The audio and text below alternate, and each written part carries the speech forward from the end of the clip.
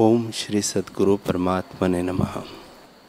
श्री योग वशिष्ठ महारामायण निर्वाण प्रकरण सर्ग 255।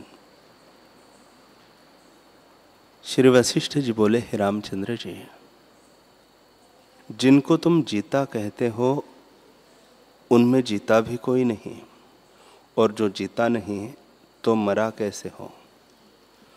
जो कहिए जीता है तो जैसे जीता है वैसे ही मृतक है। मृतक और जीते में भी कुछ भेद नहीं, इसलिए सब शब्दों से रहित और सबका अधिष्ठान वही सत्ता है। उसमें नानात्व दिखता भी है परंतु हुआ कुछ नहीं। पर्वत को स्थूल दिखाते हैं, वे अणुमात्र भी नहीं है। जैसे स्वप्न में पृथ्वी आदि तत्व दिखते हैं परंतु कुछ हुए नहीं, केवल आत्मसत्ता अपने आप में स्थित है और उसी में यह जगत दिखता है। हे रामचंद्र जी, परमार्थ सत्ता से जगत प्रकट हुआ है, वह तो और कुछ न हुआ, इसलिए वही सत्ता जगत रूप होकर भासित होती है। कोई कहते हैं कि आत्मा में है और कोई कहते हैं कि आत्मा में कुछ नहीं है, पर आत्मा में दोनों शब्दों का अभाव है, बल्कि अभाव का भी अभाव है। यह भी तुम्हारे जानने के लिए कहता हूं। वह तो स्वस्थ और परम शांत रूप है, उसमें और तुम में कुछ भेद नहीं। वह परिपूर्ण, अच्युत, अनंत और अद्वैत है, वही जगत रूप होकर दिखता है।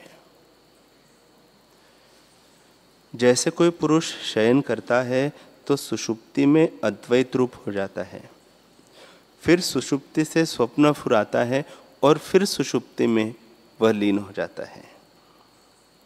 तो उपजा क्या और लीन क्या हुआ। स्वप्न के आदि में भी अद्वैत सत्ता थी, अंत में भी वही रही। मध्य में जो कुछ दिखा वह भी वही रूप हुआ, आत्मा से भिन्न तो कुछ न हुआ। इसलिए सब जगत ब्रह्म स्वरूप है, ब्रह्म से भिन्न कुछ नहीं। हे रामचंद्र जी, मुझको तो सदा अनुभव रूप जगत दिखता है। मैं नहीं जानता कि अज्ञानी को क्या दिखता है। जैसे स्वप्न की सृष्टि से जो जागा है उसको अद्वैत अपना रूप दिखता है, वैसे ही तुर्यावस्था में दिखता है। तुर्य और जागृत में भेद कुछ नहीं, जागृत ही तुर्य का नाम है और जागृत तुर्य रूप है। बल्कि यह भी क्या कहना है, सभी अवस्थाएं तुर्य रूप है। तुर्य जागृत सत्ता का नाम है। जो अनुभव की साक्षी ज्योति है वह जागृत में भी साक्षी रूप है, स्वप्न में भी साक्षी रूप है और सुषुप्ति में भी साक्षी रूप है। इसलिए सब तुर्य रूप है। परंतु जिसको स्वरूप का अनुभव हुआ है उस ज्ञानवान को ऐसे ही दिखता है और अज्ञानी को भिन्न भिन्न अवस्थाएं दिखती है। हे रामचंद्र जी, एक पदार्थ का वृत्ति ने त्याग किया पर वह दूसरे पदार्थ में नहीं लगी, वह जो मध्य में अनुभव ज्योति है उसको तुम आत्मसत्ता जानो, और उसमें जो फिर कुछ भासित हुआ उसे भी वही रूप जानो। जैसे जागृत को त्याग कर स्वप्न का आदि साक्षी अनुभव मात्र होता है और उस सत्ता में स्वप्न का शरीर पदार्थ भासित होते हैं, वे भी आत्मरूप है। वैसे ही जो कुछ जागृत शरीर और पदार्थ दिखते हैं वे आत्मरूप है। जब तुम ऐसे जानोगे तब तुमको कोई दुख स्पर्श न करेगा। जैसे स्वप्न की सृष्टि में अपने स्वरूप की स्मृति आने से दुख भी सुख होता है और बोलना, चालना, खाना पीना, देना लेना आदि शब्द और अर्थ और द्वैत रूप युद्ध कर्म सब अद्वैत अपने आप हो जाते हैं।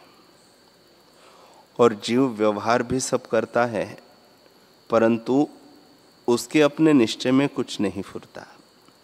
वैसे ही जो पुरुष अपने स्वरूप में जागे हैं, उनको सब जगत आत्मरूप ही दिखता है। जैसे अग्नि में उष्णता और बर्फ में शीतलता स्वाभाविक है, वैसे ही ज्ञानवान की आत्मदृष्टि भी स्वाभाविक है।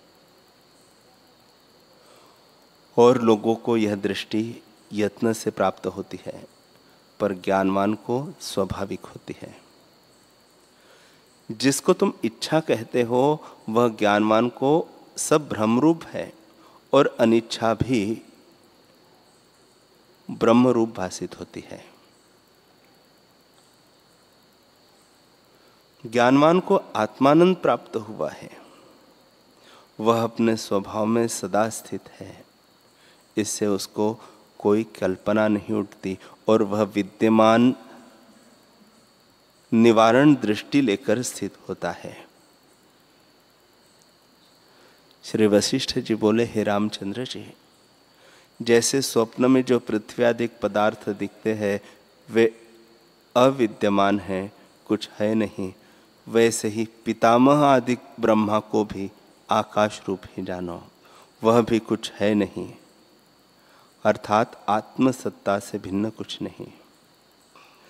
जैसे समुद्र में तरंग और बुलबुले स्वाभाविक है और तरंग शब्द कहना भी उनको नहीं बनता, वे तो जल रूप है, वैसे ही जिनको तुम ब्रह्मा जी कहते हो वह और कोई नहीं, आत्मसत्ता ही इस प्रकार होकर भासित होती है। ब्रह्मा जी ही विराट है। जैसे पत्ते, फूल, फल और टास वृक्ष के अंग है, वैसे ही सब भूत उस विराट के अंग है। जब ब्रह्मा ही आकाश रूप है, तब उसके अंग जगत को वार्ता क्या कहिए। हे रामचंद्र जी, विराट के न प्राण है, न आकार है, न इंद्रिया है, न मन है, न बुद्धि है और न इच्छा है। केवल चिन्मात्र सत्ता अपने आप में स्थित है। जब विराट ही नहीं, तब जगत कैसे हो। जो तुम कहो कि आकाश रूप के अंग कैसे दिखते हैं, तो हे रामचंद्र जी, जैसे स्वप्न में बड़े पहाड़ प्रत्यक्ष दिखते हैं परंतु कुछ बने नहीं, आकाश रूप है, वैसे ही आदि विराट भी कुछ बना नहीं, आकाश रूप है, तब उसके अंग मैं आकार रूप कैसे कहूं। सब आकार संकल्प पूर्व की नहीं कल्पित है। एक आत्मसत्ता ही सर्वदा ज्यों की त्यों स्थित है। उसमें स्मृति और अनुभव क्या कहिए, अनुभव और स्मृति भी उसी का आभास है। जैसे समुद्र में तरंग आभास है, वैसे ही आत्मा में अनुभव और स्मृति भी आभास है। स्मृति भी उसकी होती है जिसका प्रथम अनुभव होता है। सो अनुभव भी जगत में होता है, पर जहाँ जगत ही न उपजा हो तो अनुभव और स्मृति उसको कैसे हो। इसलिए न अनुभव है न स्मृति है। इस कल्पना को त्याग दो।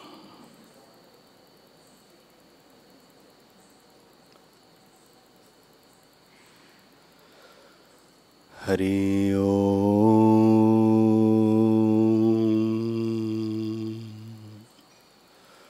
हरि ओम।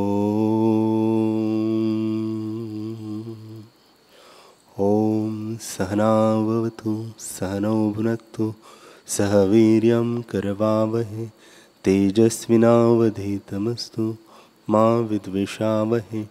ओम शांति शांति शांति। श्री सद्गुरुदेव भगवान की जय।